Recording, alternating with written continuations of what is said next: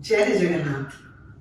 I am Preeti Mahapatra, and as a devoted follower of the Kartik month, this sacred time holds immense significance for me as it does for many others. But today, my heart is very heavy.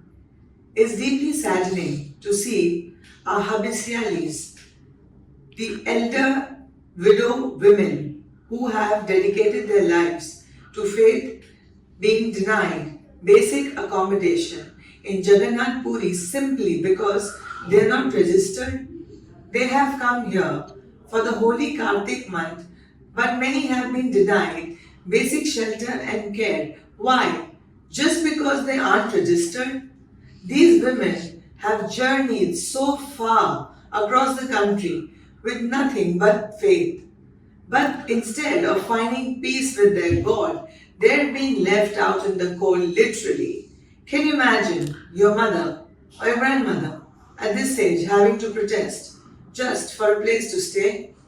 Even though the Odisha government has promised help, but what about these women?